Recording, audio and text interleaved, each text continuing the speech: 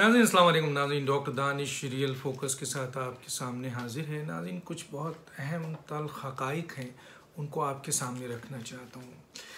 ये हमारा फ़र्ज़ है कि हम आपके सामने रखें, फिर फ़ैसला करना आपका काम होता है।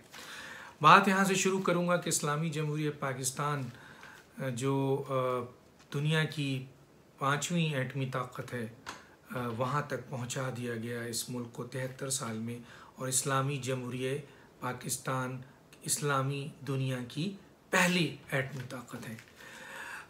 इस मुल्क में 73 साल में कई हुक्मरान आए, फ़ौजी हुक्मरान भी आए और सियासी हुक्मरान भी आए। मैं इस तफसील में नहीं जाना चाहता कि किसने कितना जो है वो हुकूमत की और क्या हुआ और क्या नहीं। मैं सिर्फ ये कहना चाह रहा हूँ कि इस जो 73 साल के इस पाकिस्तान में आज जो 2.5 साल का पाकिस्तान है, वो पाकिस्तान पहले भी पाकिस्तान को नुकसान पहुंचा और 70 का जो है वो वाक़या हुआ और उसमें पाकिस्तान 2 लख्त हुआ और पाकिस्तान जो है वो मशरक़ी पाकिस्तान बांग्लादेश बन गया।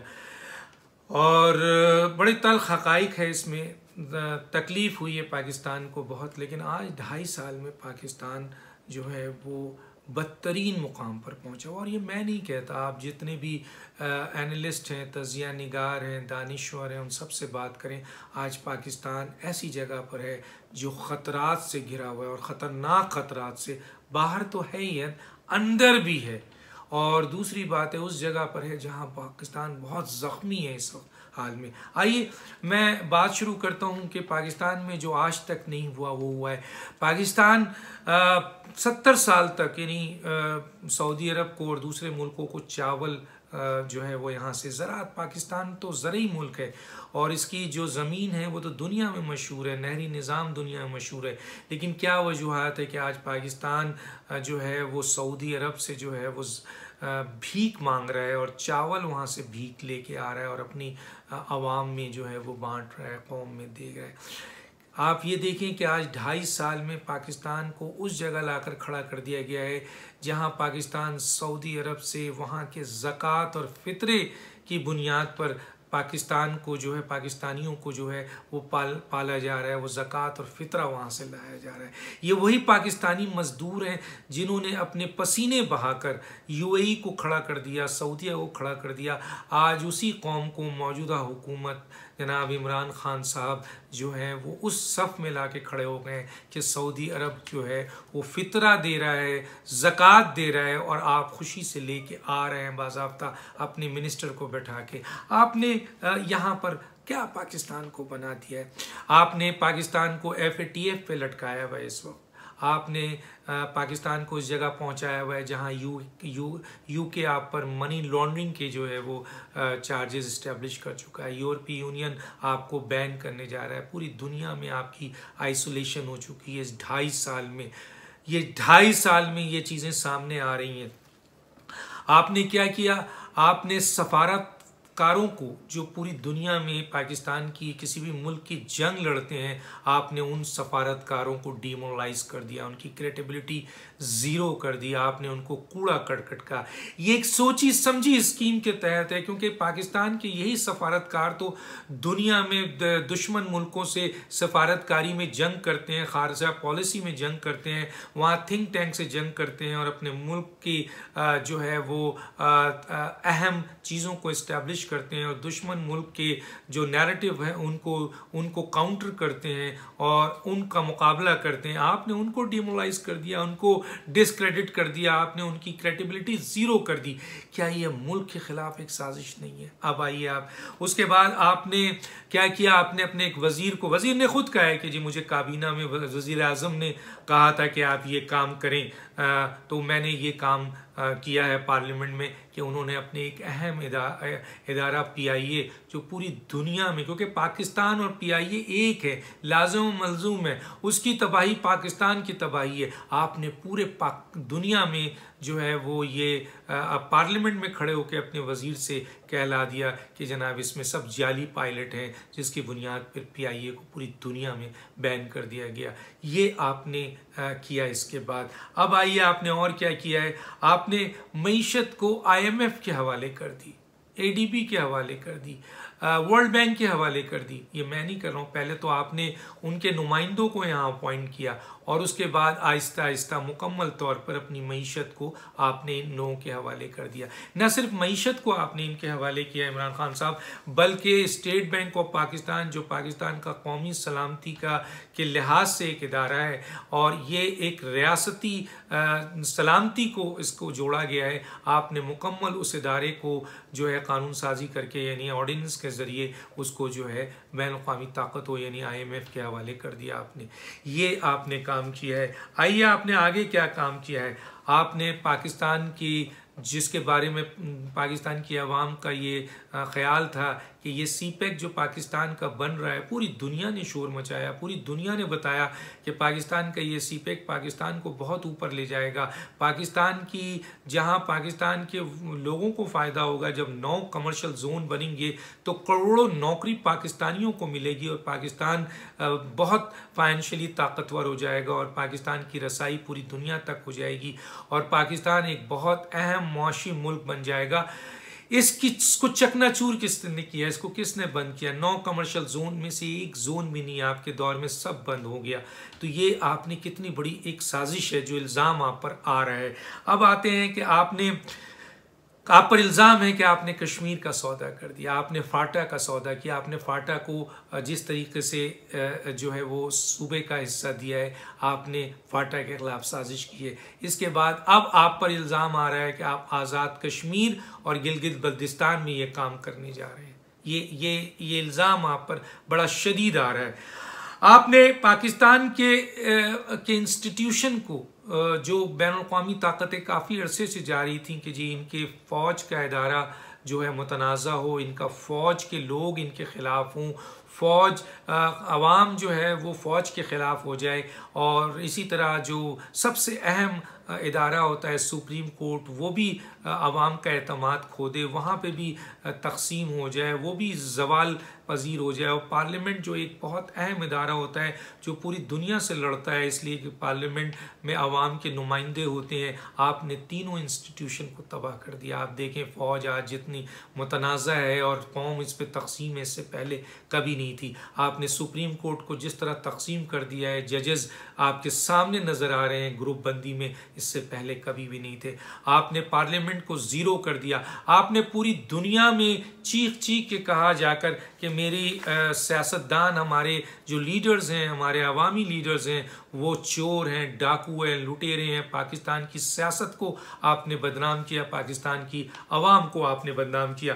पूरी दुनिया में आपने इस सियासत को पाकिस्तान की चोर और डाकू बनाकर पेश किया। उसकी ये भी एक सोची समझी स्कीम के तहत कि पाकिस्तान के जब सियासी जो लीडर्स हैं वो ख़त्म हो जाते हैं तो फौरी तौर पर कोई ऐसा इंस्टीट्यूशन नहीं है कि नए लीडरशिप यहाँ से सामने आए, क्योंकि ऑलरेडी यहाँ पर जो है लोकल बॉडीज़ को आपने बैन किया हुआ है, ट्रेड यूनियन को बैन किया हुआ है, आपने स्टूडेंट यूनियन को बैन किया हुआ है। तो एक बहुत बड़ा सियासी क्राइसिस आ जाएगा, क्योंकि आवाम तो अपने लीडर के पीछे जाते हैं ना। जब लीडर ही चोर और डाकू आप पूरी दुनिया में डिक्लेयर कर देंगे तो फिर क्या होगा, और फिर किस तरह पाकिस्तान में लोग इन्वेस्टमेंट करेंगे जब आप ये बताएंगे कि यहाँ तो चोर और डाकू लोग रहते हैं। गोया आपने पाकिस्तान के खिलाफ बगौल लोगों की एक बहुत बड़ी साजिश की है। इसके बाद आ जाइए, आपने एहतसाबी इदारे जिस पे आवाम का एतमाद होता है, जिस पे दुनिया का एतमाद होता है, जब वो इन्वेस्टमेंट करते हैं तो उन्हें पता होता है कि हाँ उनके वहाँ एहतसाबी इदारे मौजूद हैं, जो कोई वहाँ पर गलत काम नहीं होगा वो एहतसाब करेंगे, ऐसे लोगों को रोकेंगे ताकि सरमायाकार वहाँ आ सके।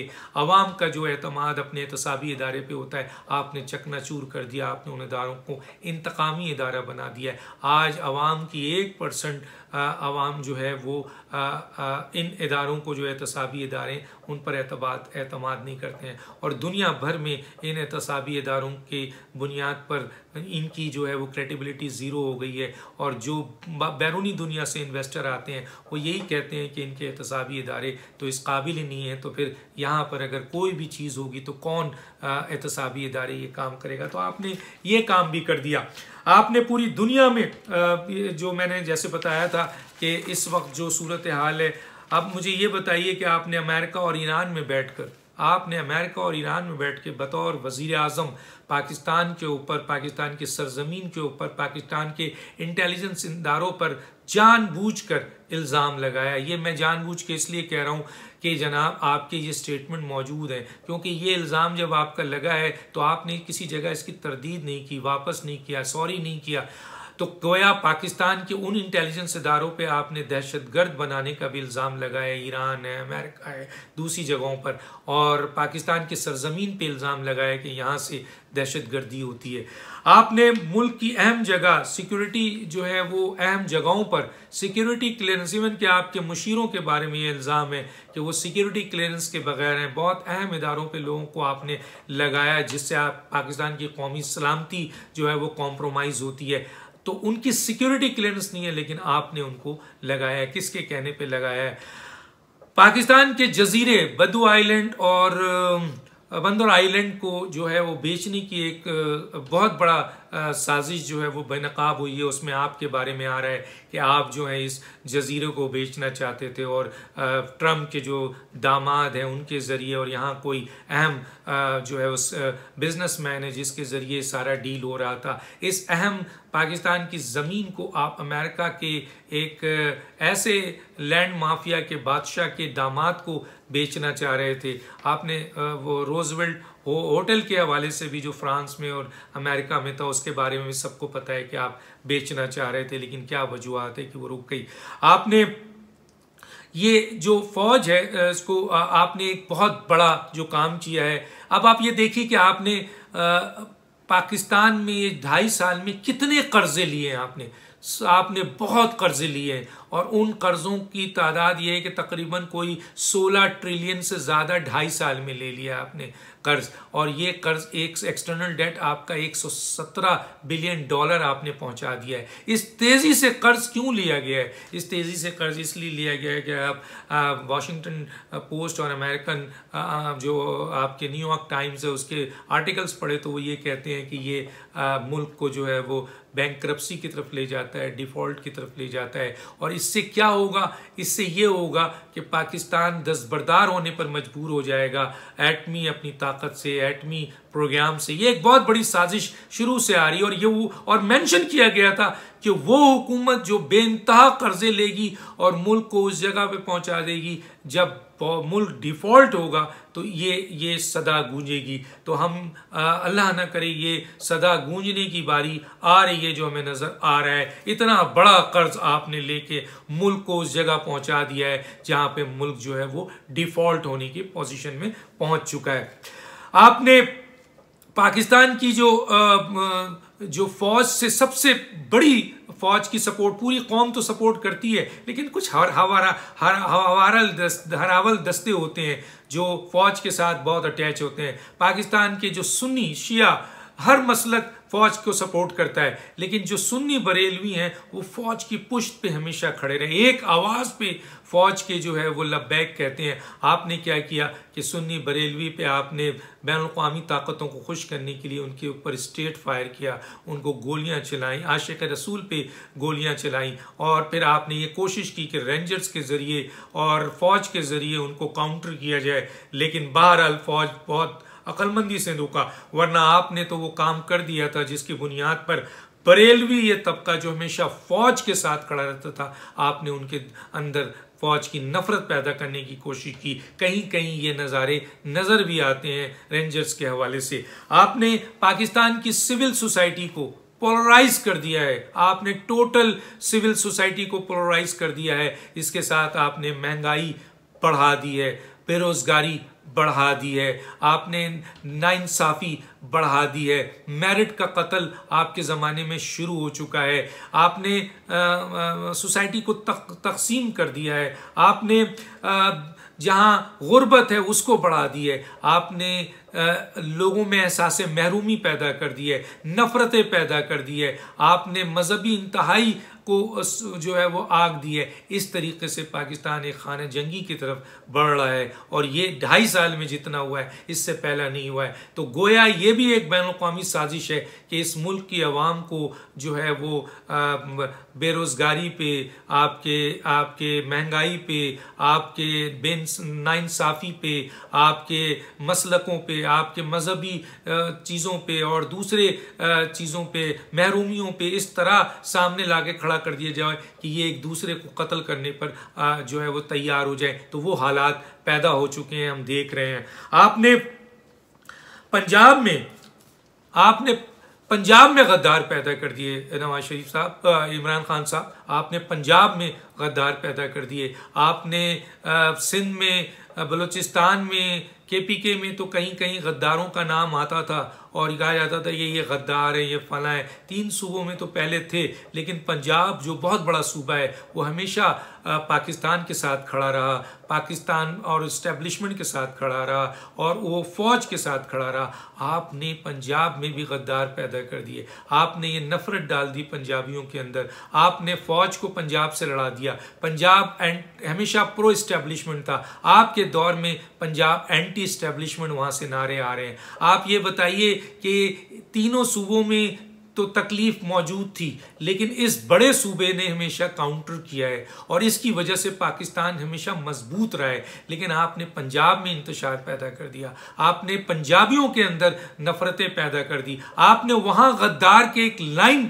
जो है वो पैदा कर दी है। आपने वहाँ के लीडर को, अब मैं समझाऊं, क्योंकि बहुत अहम तरीन एक साहब ने जब ये सवाल उठाया कि आप ये बताइए कि इस वक्त पंजाब को डिस्टेबलाइज कैसे किया जा सकता है, तो पंजाब को डिस्टेबलाइज करने का तरीक़ाकार ये है कि पंजाब में गद्दार पैदा कर दिया जाए, पंजाब के अवाम को इस बात पे उकसाया जाए कि उनकी जो लीडरशिप है वो चोर है, डाकू है, लुटेरे हैं और वहाँ पर एक पॉलिटिकल क्राइसिस पैदा कर दिया जाए और पंजाब को फौज से लड़ा दिया जाए, पंजाब जो है वो फौज के खिलाफ खड़ा हो जाए। ये सारी चीज़ें इस्टेब्लिश हो रही हैं, ये सारी चीज़ें आपके दौर में नज़र आ रही हैं। अब मियां नवाज शरीफ साहब जो पंजाब के एक लीडर हैं और बहुत बड़े लीडर हैं पंजाब के, आपने उनको क्यों निशाना बनाया हुआ है? लोग कहते हैं कि अगर आपको एहतसाब करना है और आप एहतसाब की बात करते हैं तो एहतसाब तो ऐसा होता है कि अक्रॉस द बोर्ड होता है, वो तो सबके लिए होता है। उसमें तो ये तमीज़ नहीं की जाती है कि वो नवाज शरीफ है या वो जरदारी है या वो इमरान खान साहब हैं या वो जहांगीर तरीन है या वो आपके क्या कहते हैं चौधरी शुजात हैं या कोई और है या मौलाना फजलुर रहमान है। लेकिन आपका ये अंदाज, आपकी ये नफरत, आपकी ये टोटल नफरत PMLN से या नवाज शरीफ से क्यों है? लोग सवाल करते हैं। अगर एहतसाब ही करना है तो फिर तो एहतसाब तो सबका करें, आपके अपने लोगों करें। चले आप अपने लोगों का एहतसाब नहीं करते हैं तो दीगर सियासी जमातें हैं जो आपके इत्तेहादी भी हैं उनका एहतसाब करें। तो यहाँ एहतसाब नज़र नहीं आ रहा है। इसका मतलब है कि ख़ास तौर पर आपका जो माइंड है वो पंजाब को तबाह करना है, क्योंकि पंजाब अगर तबाह होता है, वहाँ की लीडरशिप तबाह होती है, चाहे वो आपके नवाज शरीफ हो, चाहे वो चौधरी शुजात हो या चाहे और कोई लीडरशिप हो। लेकिन क्योंकि इस वक्त वहाँ की लीडरशिप सबसे स्ट्रॉन्ग जो है वो नवाज शरीफ है और मुस्लिम लीग नून वहाँ की बहुत बड़ी ताकत है और वो पाकिस्तान के मुहिब वतन लोग हैं, वो पाकिस्तान के मुहिब वतन लोग हैं। उनकी सियासत से इख्तलाफ किया जा सकता है, उनके तरीक़े हुकूमत से इख्तलाफ किया जा सकता है, उनके अंदर बहुत सी करप्शन होगी जिसके ऊपर एक्शन लिया जा सकता है। ये इदारे का काम है, ये जो है वो अदालतों का काम है। लेकिन आप ये कहते हैं कि मैं नवाज शरीफ फैमिली को नहीं छोड़ूंगा, तो ये क्या है? ये इंतकाम है। और उस फैमिली को आप निशाना इसलिए बना रहे हैं कि वो पंजाब की इस वक्त सियासत में जो है वो मोहरा है। अगर वो मोहरा टूटता है तो कोई और मोहरे ऐसे नहीं हैं जो पंजाब को साथ लेके चल सके, पाकिस्तान से जोड़ सके, फौज से जोड़ सके। तो ये भी एक बहुत बड़ी साजिश है बकौल किसी शख्स के कि ये पंजाब के खिलाफ साजिश है, PMLN के खिलाफ नहीं है, ये पंजाब के खिलाफ साजिश है, पाकिस्तान के खिलाफ साजिश है। मैं सवाल उठाना चाहता हूं कि ये बताइए कि आपको जो क्रिस्टोफर थॉमस ने जो आप पर इल्ज़ाम लगाया था इमरान खान साहब कि आपको बहुत खतीर रकम एक यहूदी बिजनेसमैन ने दी है, वो सियासत के लिए दी थी। वो सियासत के लिए जो पैसा दिया था आपको सियासत में लाए थे, क्या इसीलिए लाए थे कि मुल्क का ये हाल होगा और मुल्क तबाही के दहाने पे जाएगा और मुल्क फिर जो है वो उस जगह पे पहुंच जाएगा जहां उसको बहुत बड़ा नुकसान होगा, जो आहिस्ता आहिस्ता मैंने गिनवाए हैं चंद। क्या आपको हकीम सईद साहब ने ये क्यों कहा आपके बारे में कि आप एक एजेंट हैं? डॉक्टर इसरार अहमद साहब ने, जो एक आलिम दीन है, जिनकी एक एक बात में सच्चाई होती है, उन्होंने क्यों कहा कि आप जो है वो एक एजेंट हैं?